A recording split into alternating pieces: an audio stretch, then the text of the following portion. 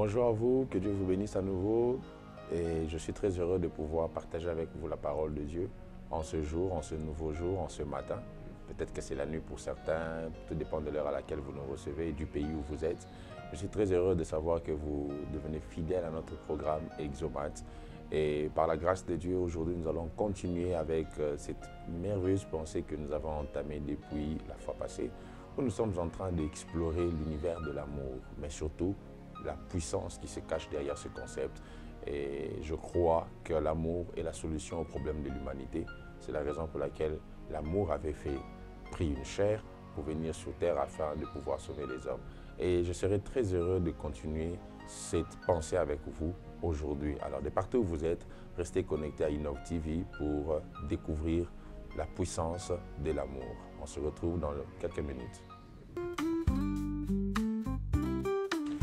Alors, l'amour est très puissant, mes frères et sœurs. J'ai commencé à vous le faire voir la fois passée par la vie d'un homme qui a vécu avec Jésus physiquement sur terre. Jean était l'un des disciples de Jésus, mais pas n'importe lequel. Jean était celui que Jésus aimait le plus. Il a vu des très grandes expériences spirituelles. Rappelez-vous que Jésus, au-delà du fait qu'il avait 12 disciples, avait aussi un cercle privé dans les 12, constitué des 3 disciples, dont il s'agissait de Pierre, Jacques et Jean, dont je vous parle. Jean a participé à plusieurs scènes spirituelles, entre autres. Il a vu la transfiguration, ce jour où Élie et Moïse ont apparu à la montagne pendant que Jésus priait. Jean faisait partie même de ceux qui ont vu Jésus ressusciter les morts. Vous vous rappellerez que Jean est le seul qui parle de la résurrection de Lazare parmi les évangélistes de la Bible. Donc, Jean a vu des choses particulières. Un homme qui a fait 4 jours dans le tombeau, mais Jésus l'a ressuscité. Jean a vu tout ça. Jean, même le jour où Jésus est allé ressusciter la fille de Jairus, faisait partie de ces personnes que Jésus avait gardées dans la pièce parce que quand il était arrivé, il avait demandé qu'on fasse sortir les gens qui étaient à cet endroit-là, qui étaient en train de pleurer, même d'autres qui se moquaient. Mais Jean faisait partie des restes des personnes qui avaient vu la résurrection de la fille de Jairus. Donc Jean n'est pas n'importe quel disciple. C'est un homme avec des grandes expériences spirituelles. Alors, c'est fascinant de voir que malgré tout ce que cet homme a vu, malgré tout ce que cet homme a expérimenté, qu'il donne comme conclusion de tout ce qu'il a vu avec Jésus, que Jésus est amour. Et nous devons nous aimer. Vous imaginez un peu Jean, malgré cette panoplie de choses que Dieu a eu à faire avec lui, que Dieu a eu à lui montrer au travers de la vie de Christ ici sur terre, Jean résume tous ses écrits par l'amour. C'est tellement, tellement fort, mes frères et sœurs. C'est tellement pertinent. Et lorsqu'on essaye de regarder avec perspicacité, on comprend que la plus grande dimension spirituelle, c'est l'amour. Permettez-moi de lire encore avec vous les 2 textes que je vous ai proposés la fois passée. Cette fois-ci, je vais inverser l'ordre pour commencer dans Galates chapitre 5, le verset 22 qui dit « Mais le fruit de l'esprit, c'est l'amour, la joie, la paix, la patience, la bonté, la bénignité, la fidélité, la douceur, la tempérance. » 1 Jean chapitre 2. 1 Jean chapitre 2. Oh, je sens aujourd'hui l'amour de Dieu venir vers les malades pour les guérir. Rappelez-vous que Jésus, souvent avant de faire les miracles, était ému de compassion. C'était un débordement d'amour qui conduisait aux actions, à faire les miracles. Et je le sens profondément que de ce lieu où tu te trouves avec cette masse qu'il y a sur ton corps, la puissance de son amour qui se déverse au travers de cette émission va te relever et te guérir.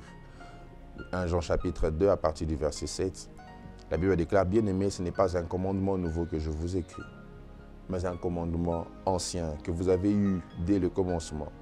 Ce commandement ancien, c'est la parole que vous avez entendue.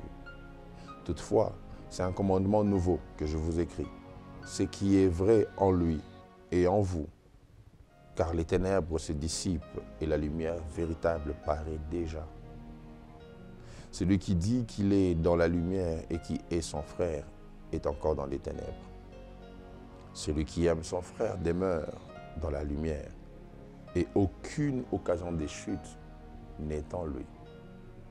Mes frères et sœurs, j'ai essayé de faire cet exercice pénible de définir l'amour en vous disant que l'amour c'est Dieu. L'amour c'est la personne de Dieu. J'aime comment le frère Michel Bakenda l'a chanté. L'amour est une personne qui a quitté le ciel vers la terre. L'amour c'est Dieu. L'amour c'est Christ. C'est la raison pour laquelle il n'est pas venu comme un lion sur terre, il est venu comme un agneau, afin de sauver par l'amour, pas par la force. Je vous ai dit que l'amour, c'est aussi le fait de donner. Quand on aime, on donne. L'amour, mes frères et sœurs, c'est aussi le fait de se donner soi-même. Et aussi, je vous ai dit que l'amour, c'est le fait de changer. Quand on aime, on change. L'amour a un pouvoir transformateur. La société aujourd'hui n'a pas un problème d'intelligence. La société a un problème d'amour. Les églises n'ont pas un problème d'onction. Les églises ont un problème d'amour. Les familles n'ont pas un problème de finances toujours. Les familles ont un problème d'amour. La société aujourd'hui ne meurt pas par manque de certaines choses qu'on pense être à la base des problèmes. Mais la société meurt par manque d'amour. Il suffit d'un peu d'amour pour changer ce monde. Il suffit d'un peu d'amour pour voir les vies détruites être restaurées. L'amour. L'amour, mes frères et sœurs. J'ai vu des gens prêcher puissamment, mais être très immatures dans le domaine d'amour. J'ai vu des gens s'entretuer par manque d'amour. L'amour est invisible, mais elle conduit les actes visibles. Vous savez, lorsque vous coupez un poisson, ce n'est pas le couteau qui coupe le poisson. Ce n'est même pas votre main qui coupe le poisson, mais c'est la force qu'il y a dans votre main qui permet à ce que le poisson soit coupé lorsque vous tenez le couteau. Parce qu'un bébé aussi a une main, mais il n'a pas la force pour couper le poisson. Donc, ce qui est visible est soutenu par l'invisible. Et c'est le degré d'amour qu'il y a derrière vous ou qu'il y a en vous qui alimente vos actes visibles. C'est la raison pour laquelle l'apôtre Paul même, dans 1 Corinthiens 13, il a donné les recommandations sur les dons spirituels dans 1 Corinthiens chapitre 12. Et il continue dans la même pensée, mais il met une pause pour introduire l'amour, pour faire voir, je vais vous montrer le chemin le plus excellent par lequel vous pouvez aspirer au meilleur don. Et ce chemin, c'est l'amour. Il dit même quand je prophétiserai, même quand j'aurai la science de tous les mystères, si je n'ai pas l'amour, je suis comme ces sons qui retentissent pour faire du bruit. L'amour canalise le message. L'absence de l'amour fait du son que tu produis un simple bruit. L'amour, mes frères et sœurs.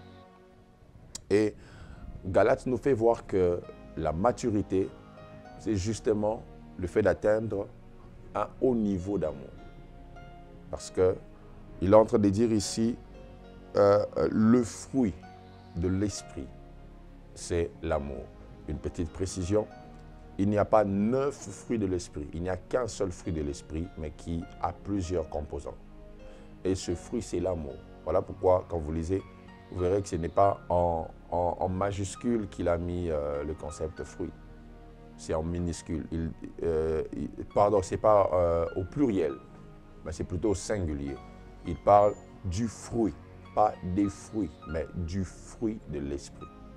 Donc, c'est un seul fruit, mais qui a d'autres composants. Et ce fruit, c'est l'amour. Et vous serez d'accord avec moi, pour parler d'un fruit, on doit parler d'un arbre. L'arbre doit croître jusqu'à ce qu'on en consomme les fruits. Cela veut dire que l'amour est le résultat d'une maturité. En d'autres termes encore, l'amour demande plus de temps que les dons spirituels. Les dons spirituels sont des cadeaux. On peut faire un cadeau même à n'importe qui. Donc, les dons ne sont pas des preuves de la présence de Dieu dans une vie. Les dons révèlent que Dieu est déjà passé par vous. Mais le fruit révèle que Dieu est encore en vous. Les dons révèlent que Dieu a déjà déposé des choses en vous. Mais le fruit révèle que vous produisez des choses parce que vous avez une sémence de Dieu. Donc, ce n'est pas parce que Dieu est passé par vous que Dieu est encore en vous. On reconnaîtra que Dieu est encore en vous parce que vous avez le fruit. Et ce fruit, c'est l'amour. L'amour, mes frères et sœurs, révèle que Dieu habite encore en vous. Le don permet à ce que vous consommiez ce que Dieu vous donne et que vous soyez celui par qui d'autres consomment. Mais le fruit permet à ce que vous produisiez la nature de Dieu qui doit bénir les autres. Aspirez à porter ce fruit de Dieu qui est l'amour. L'amour est très puissant. L'amour est très puissant, mes frères et sœurs. J'aimerais vous dire que l'amour est une grande puissance et la haine est une grande faiblesse. L'amour est une grande puissance et la haine est une grande faiblesse. Celui qui aime est plus puissant que celui qui haït. Des fois, on pense que l'amour est une lâcheté. L'amour est une naïveté. Non, l'amour est une grande puissance. Parce que c'est à cause de l'amour que les gens n'arrivent pas à dormir la nuit, pensant à causer avec l'autre. L'amour est tellement puissant que ça a déplacé Dieu du ciel vers la terre. L'amour est très puissant. Et voici, je veux vous donner quelques indicateurs de la puissance de l'amour. Le premier signe de la puissance de l'amour, c'est le relèvement. Mes frères et sœurs, la puissance qu'il y a dans l'amour relève toujours ceux qui sont affaiblis. On reconnaît que Dieu aime, non pas par sa capacité à venir vers des gens qui sont corrects. On reconnaît que Dieu aime, non pas par sa capacité à chercher des hommes parfaits, mais on reconnaît que Dieu aime par sa capacité à relever les imparfaits, par sa capacité à relever ceux qui sont tombés. L'amour a la capacité de relever des hommes malgré leurs erreurs. Il suffit de le reconnaître. Il suffit d'admettre que j'ai commis des erreurs pour que la puissance de l'amour de Dieu puisse te prendre de là et te relever. Vous imaginez qu'un homme sur la croix a eu l'opportunité d'accéder au paradis sans se repentir parce que l'amour l'a relevé en étant sur la croix. L'amour relève au point où le Jésus qui est ressuscité dit aller dire à mes disciples, surtout à Pierre, que je les attends. Je les ai précédés. Pourquoi il précise Pierre? Parce que Pierre était tombé. Pierre pensait, en fait, Pierre voulait prouver à Jésus, je te montrerai combien je t'aime. Même quand on est venu arrêter Jésus, Pierre a coupé l'oreille de cet homme Malchus pour montrer à Jésus, tu vois, je t'ai toujours dit que je t'aime. Mais un jour, mes frères et sœurs, Pierre, Jésus lui dit, tu me réuniras avant que le coq n'ait chanté 3 fois. Et Pierre, mes frères et sœurs, est tombé, il a régné. Mais Jésus ressuscité dit, allez lui dire que je l'attends. Et quand Jésus le voit, il le relève et il lui dit, paie mes brebis. Il lui confie l'Église. Il confie l'Église à un homme qu'il a régné. Parce que l'amour peut relever. Tu penses que tes erreurs sont fatales? J'aimerais te dire que l'amour est plus puissant que la fatalité. L'amour peut te prendre de cette saleté où tu es avec des excréments. Des fois, quand je vois la manière dont les mamans s'occupent des bébés, elles ne se rendent même pas compte de la saleté qu'il y a autour de l'enfant. Et je réalise combien l'amour est puissant. Quand l'amour est là, on ne sent pas les défauts. La Bible dit que l'amour couvre une multitude de fautes. Et Dieu est tellement amour qu'il ne voit pas tes fautes. Il couvre tes fautes et il veut te relever.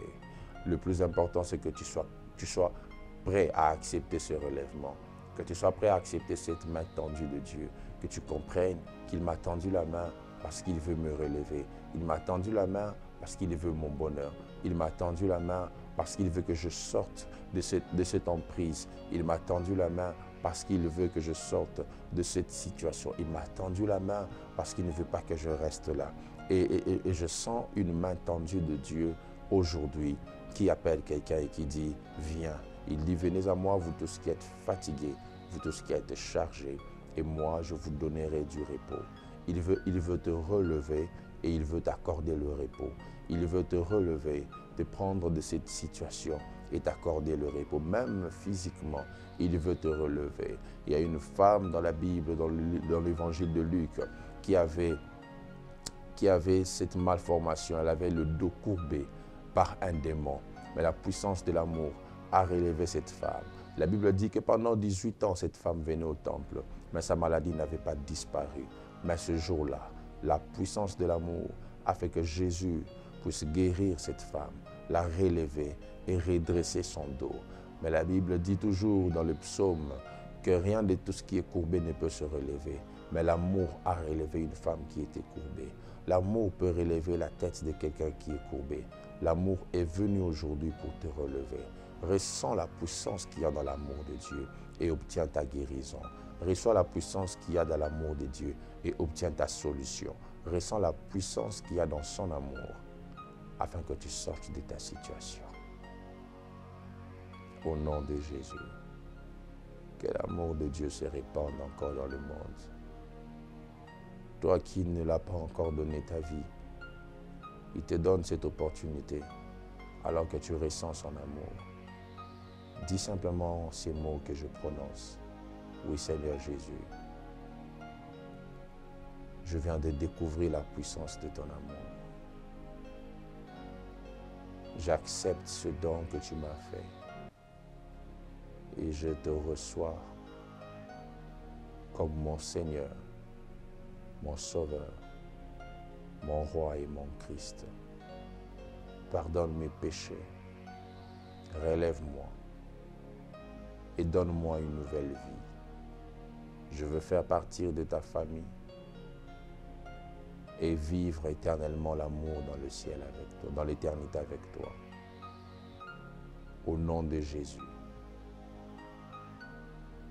Amen.